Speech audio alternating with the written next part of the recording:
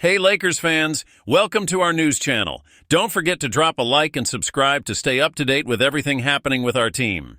The Los Angeles Lakers have been facing challenges in making major moves at the start of free agency. They pursued Klay Thompson, who ultimately decided to join the Dallas Mavericks. Additionally, with several notable players coming off the free agent and trade markets, the Lakers are confronted with the challenge of finding a new star to join LeBron James and Anthony Davis. Recently, James agreed to a new 2-year $100 million contract with the Lakers, as reported by ESPN's Adrian Wojnarowski. This extension is encouraging news for the franchise, which is focused on keeping the veteran star. However, this deal places the Lakers slightly above the second apron, complicating the addition of a high-profile player.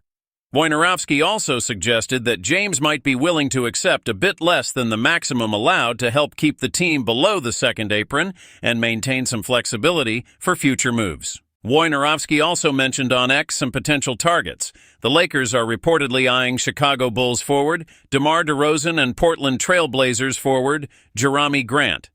League sources told Hoopshype that both DeRozan and Grant could be good fits for the Lakers. DeRozan could help take some of the playmaking load off James, and new head coach J.J. Redick is planning to use James more in an off-ball role.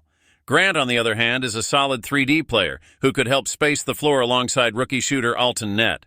So far, there hasn't been much discussion about the Lakers pursuing Brooklyn Nets forward Cameron Johnson, but that could change soon. Johnson is an excellent 3D player with a 37.1% three-point shooting average last season. He also appears to be available as the Nets are in the midst of a rebuild and dismantling their roster. With Brooklyn starting a new chapter, Johnson is among several trade candidates, including Dorian Finney-Smith, Bojan Bogdanovic, Dennis Schroeder, Ben Simmons, and backup center Day'Ron Sharpe. According to a June 30th report by Scotto, Johnson's $23.6 million salary cap hit makes him a very realistic target for the Lakers, possibly even more so than DeRozan or Grant. If the Lakers can stay below the second apron, D'Angelo Russell remains their most realistic bargaining chip, though his $19.7 million salary wouldn't match Johnson's value and is even further from Grant's $29.8 million cap hit. Teams over the second apron cannot aggregate contracts to trade for a single player. The Bulls are open to a sign and trade that would send DeRozan to Los Angeles, according to KJ Johnson of NBC Sports Chicago, but teams above the first apron cannot execute sign and trades that keep them over the threshold.